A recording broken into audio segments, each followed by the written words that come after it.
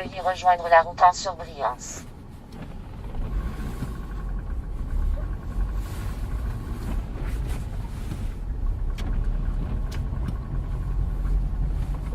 Continuez 1,3 km, puis tournez à gauche sur le chemin de la première concession.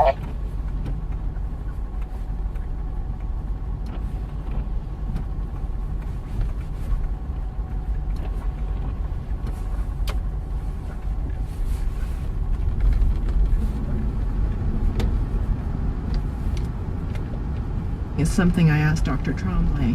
Here's what he said. I think the collective evidence suggests, and I think our intuition substantiates this, that change is good.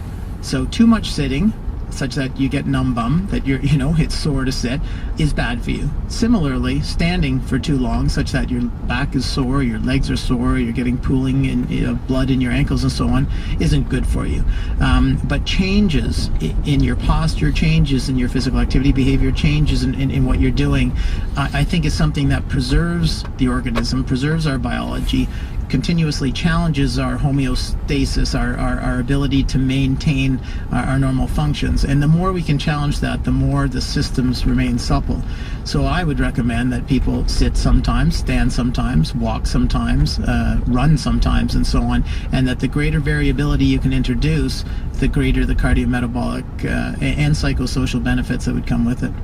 So it sounds like variety is the key. It certainly seems that way. Okay, so how does all of this fit in with what we already know about the benefits of exercise? Well, one of the big take-home messages of emerging research on sitting is that even if you don't like exercise, moving a bit more, interrupting your sitting, and getting yourself out of your chair more often can be beneficial to your health. But it's important to emphasize that moderate to vigorous physical activity is still very beneficial for our health. This new research doesn't contradict that idea. A physically active person who sits a lot would be better off than a physically inactive person who sits a lot. But the point is that sitting less can lead to health benefits in addition to being physically active. Here's how Dr. Tremblay sums it up. Probably the majority of the population do not like physical activity. They don't want to exercise. They don't want to go to the gym. They may do it because they know it's good for them. Some people won't buy into that at all. And there may be public health benefit by getting people just to be sedentary less, without any increase in exercise per se. And that's the research, I think, that has potential to impact a large proportion of the population and a large amount of our daily time. We've actually been trained by people like myself that if we go for our 30-minute jog at the end of the day, the fact that we sat all day and the fact that we're going to sit all the rest of the evening is okay because we got our exercise. That's been the public health message. So I think there's an awareness raising that needs to go on, as well as an understanding that, there isn't an activation system in our butt that turns our brain on, and we can think when we stand, we can think when we walk, we can have walking meetings. It's easy to interrupt our sedentary behavior, even if it's only for a couple seconds, but if you're doing it regularly, the research would suggest that this would be in your best interest. I love that line. There isn't an activation system in our butt that turns our brain on. That's pretty funny. Yes, I thought so too. And it's a good way to make the point. Of course, the burning question is, how much sitting is too much sitting? Here's what Dr. Healy said on that. No, we don't know how much is too much. And in terms of across the whole day, I don't think we'll ever have a specific amount of sitting too much. It's kind of like sun exposure. We all need some exposure. We all need to sit a little bit. But if we're sitting too much, that's where we start to get the problem in. But I think what we can work towards is a recommendation about sitting for too long a period at the one time, so without getting up. We don't know the answer to that, but what our research is suggesting is a sort of general message of sit less throughout the day and try to stand up at least every 30 minutes. Wow, so I guess I'll need to set a timer that gets the Quirks crew up the stretch every half an hour. Well, I can tell you that some of your CBC Vancouver colleagues are already doing that. What's interesting is that research evidence is emerging on the importance of interrupting that sitting time, even for short periods. Like Dr. Healy, Dr. Tremblay told me that interrupting your sedentary behavior is actually cardiometabolically protective, meaning that it's beneficial for reducing your risk of things like heart attack and stroke, as well as your risk of diabetes. So some of these negative things that happen as a result of sitting can be reversed with frequent interruptions to sitting. So when they say that we need to interrupt our sitting, even if it's just for really light intensity activities like standing up or walking to the water cooler, how does that actually help? Here's how Dr. Healy explained the benefits of interruptions to sitting. It's not so much the standing, it's the regular transitions between the postures. And so standing up regularly, then standing to moving, then moving to sitting. So doing those sort of regular transitions between the different postures, you can imagine if you're sitting down, those big muscles in your legs and in your buttocks aren't really doing very much at all. But when you stand up, lots of contractions have to happen to keep you upright, and just the act of getting up out of the chair makes those muscles work really hard and flush away the bad stuff, to put it quite simply. If we're standing for too long though, that can also have detrimental health effects. So we're really encouraging those regular changes in between postures. Okay, that sounds pretty easy in theory, but how about in practice? What's being proposed in terms of trying to get us to sit less? Well, Dr. Healy is involved in testing a number of workplace interventions where she and her students are examining both the health impacts and also the work productivity of office workers using things like sit-stand desks. What are those? Sit-stand desks are desks that can adjust to either sitting or standing heights so that you don't necessarily have to spend all of your time sitting. You can spend some of your time standing instead while reading or typing emails on your computer or whatever tasks you're doing at your desk. Here's how Dr. Healy explained that. What we recommend is, like, we use a slogan of stand up, sit less, move more. We've done a number of sort of smaller workplace interventions, and we're currently undertaking a quite large randomised controlled trial. But in our smaller workplace interventions, we can see that people can make quite large shifts in their behaviour, particularly with the support of their workplace. So if the organisation is on board and they're promoting standing-friendly messages, such as we're a stand-friendly workplace, initiating standing meetings, and this is not necessarily standing the whole time at the meeting. This is allowing people to get up, get down, stand back up again without feeling that weird feeling of being the only one standing. We also provide them with environmental support, so we put sit-stand workstations in, and that really allows you to keep on working in a standing posture or a sitting posture and then going back to a standing. So it really encourages that message of stand up, sit less and move more. Sounds like an interesting meeting. But are people just as productive standing up as they are when they're sitting? Well, Dr. Healy explained that there's not yet much data to be able to say one way or another, but in the small-scale studies that have been conducted so far, the indications are that productivity doesn't suffer unless you're trying to do a very specific task. I've even heard of some individuals who are using treadmill desks. I'd like to see that. Yes, I'm curious to try one out too. But even if you're not using a treadmill at your desk, light intensity activities like standing up, doing a quick stretch, or walking to the furthest bathroom rather than the closest one seem to make a difference to our health. If all this bad news about sitting doesn't sit well with you, you can do something about it. So the question is, Bob, are you going to take this sitting down? No way. After what you've told me, Leslie, I'm going to stand up for my health. Thanks for joining us. My pleasure. Leslie Evans-Ogden has a PhD in ecology and is a freelance science writer in Vancouver. And if you want to comment on anything you hear on the program, there are many ways to do so. You can send us an email by going to our webpage at cbc.ca/quirks and clicking on the contact link. You can follow us on Twitter or Facebook at CBC Quirks and join in the conversation there. We love hearing from you.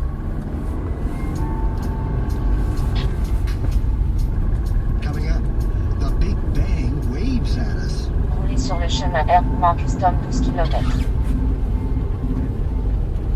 Everyone knows it all started with the Big Bang.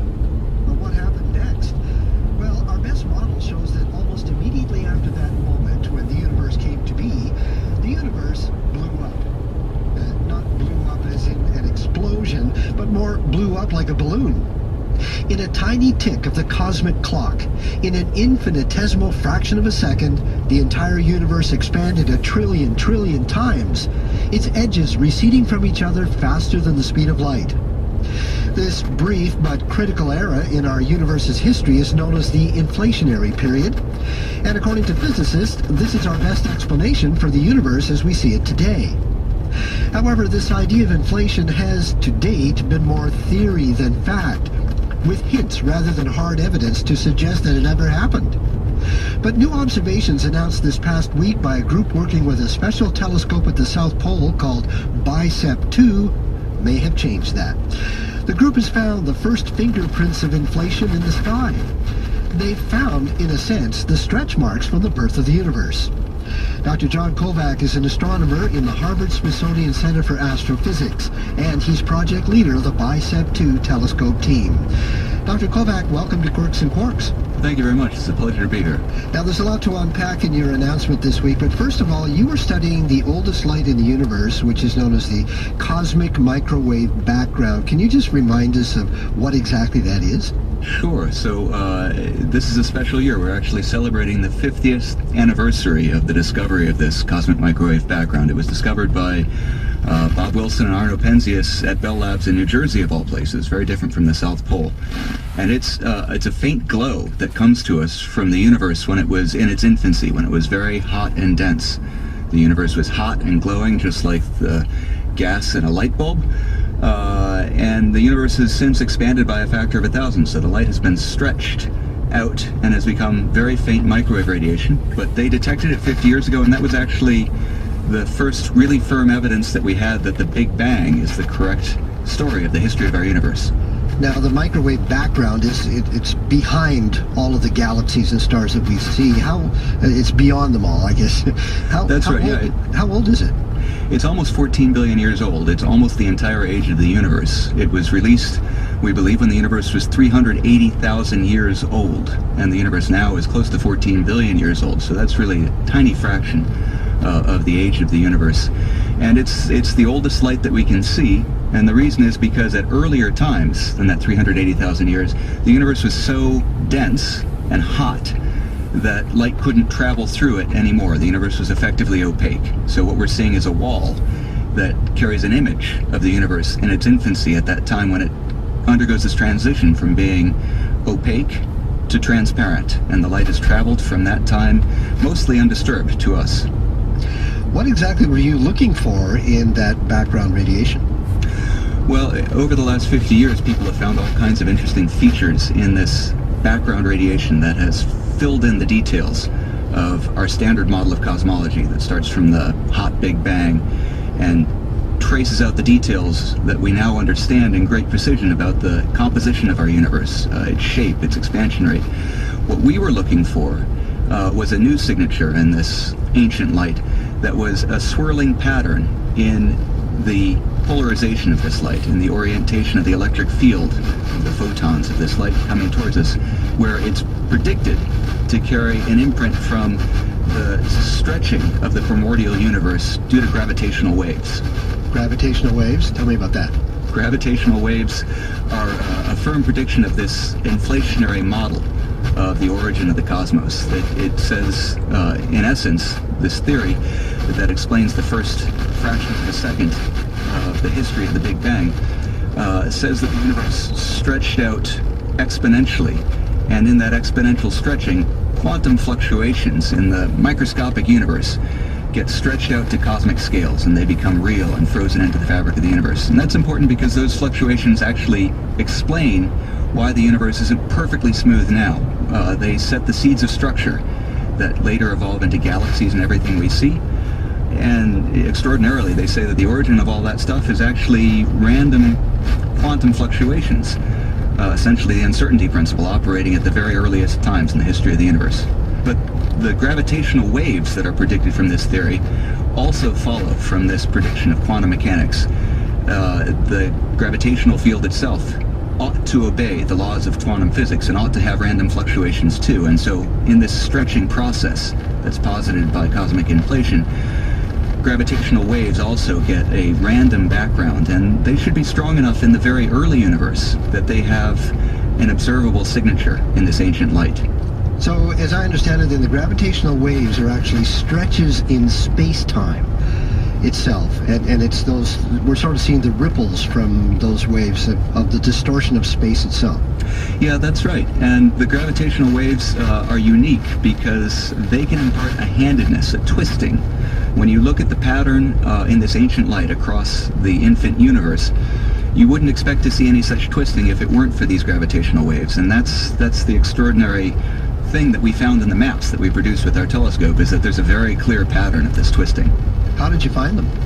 Well, a lot of hard work by many, many people on our team. We've built the BICEP 2 telescope over the past 8 years with a large team that collaborates from University of Minnesota, Caltech, and Stanford, and a number of young people who have worked on this project, graduate students and postdocs, to build a really unique piece of hardware. It has to operate at the South Pole continuously because it needs to collect a whole lot of photons, of messengers of this microwave light, because the signature that we're searching for is so faint. You've got to stare at a patch of sky for 3 years before we saw this signal emerge with the clarity that we reported earlier this week. And the telescope has to be exquisitely sensitive, so we cool the detectors, the focal plane, the CCD chip, if you will, at the focus of this telescope down to only 1/4 degree above absolute zero. So there's a lot of really fun and interesting technology that we've built into this telescope. And then, of course, for the last 3 years, we've been poring over the data and analyzing it, and this signal has emerged in that process. How confident are you that you've actually seen a true signal from gravitational waves from the beginning of the universe? Well, the statistical confidence that we report with this result that we announced on Monday is between 5 and 7 sigma, depending on the different measures that we've used.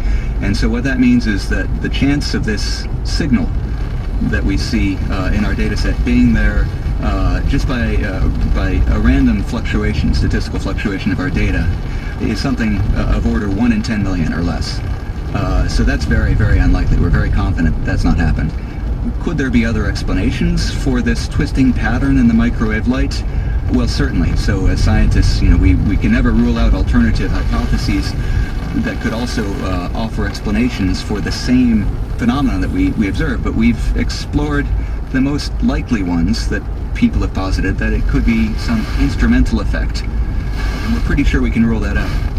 Well, what's the significance of actually seeing good evidence for this unusual period called inflation, when the universe seemed to expand faster than the speed of light? Well, potentially this opens up a new window for us on the way the laws of physics work at energies that are over 1 trillion times greater than the ones that we can study with the largest particle accelerators that we know how to build on.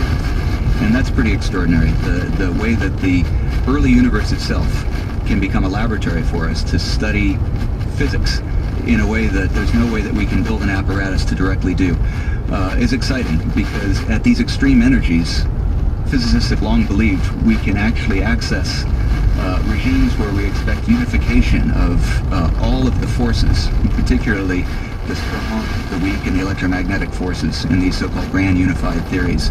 And gravity itself, which normally doesn't play very well with quantum mechanics, people have worked on a unified theory of quantum gravity for a long time, is intrinsically a quantum phenomenon according to this theory of inflation. And so it's very interesting to see that we may have the first direct evidence of that as well in the data that we've reported.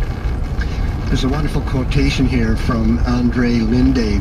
He said, "We're using the universe as a big microscope and the sky is the photographic plate." Yes, that's a wonderful quote. And Andre Linde, as well as Alan Guth, really did a remarkable job over 30 years ago of a breathtaking scientific extrapolation from physics that we understand well to imagine what the universe looked like in the first trillionth of a trillionth of a trillionth of a second. So I'm very grateful to them for actually dreaming up an exotic theory, the most wild theory that you might be able to imagine, that actually has a testable consequence, that we could build a machine to go out and see whether we can find evidence for it. So I think that that's neat. Is this the first time that we've seen good evidence for gravity waves? Well, there's been plenty of evidence for gravitational radiation as a phenomenon. In fact, in the 1970s, pulsars were studied And the Nobel Prize was awarded to Joe Taylor and his group for seeing how gravitational radiation carries energy away from those systems. But actually seeing the wave phenomenon of gravity has been a long-standing goal, and there are many other groups who are going to do it soon, I believe, in different ways. Seeing gravitational waves pass directly through the Earth and be detected with instruments like LIGO, the laser interferometer, or see their evidence in the timing of pulsars. And so that's going to teach us very different things about the universe and about the nature of the phenomena that are producing those gravitational waves. But what we see in our data here is, we believe, a direct image of gravitational waves written across the early universe. You mentioned at the beginning that this microwave background shows us what the universe was like when it was about 300,000 years old. These gravity waves that you've seen are from inflation, which is in the first trillionth of a second. So are you actually seeing the Big Bang itself? Are these gravity waves a window into the very, very beginning? They've certainly pushed the frontiers back very far of what we think we can see. And I've got to mention one of the early leaders of this series of projects, Andrew Lang, my mentor at Caltech, used to inspire us all by asking, how far can you see with science? And the CMB itself, the cosmic microwave background, allowed us to see back to the universe in its infancy. So we thought, 380,000 years after the Big Bang seemed very exciting to us for the last few decades. But now to think that we've taken Andrew's question and shown that you can push back to the first tiny fraction of a second, it's very exciting. It makes you wonder how much further we might be able to go still. Well, how much further do you think we can go? Well, I will wait and see how the world of physics and cosmology responds to the data that we've put out this week. And I'm very interested to see whether some of the more speculative ideas about the theory of inflation and whether it implies that there could be pre-inflationary periods or multiple universes. Ideas that to us right now seem to lie outside the realm of testable, more like speculation. It seems possible that some of those ideas may wind up having testable consequences, but I don't know. All I can say is that 30 years ago, when inflation was invented as a theory, nobody was sure whether or not it would ever be possible to test this theory. And so that's the process of science. I think it's really neat. Thank you very much. Well, it's a pleasure to talk to you. Dr. John Kovac is an associate professor of astronomy in the Smithsonian Center for Astrophysics.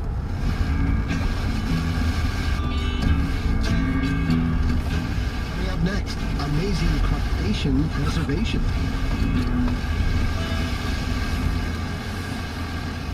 The ostracod,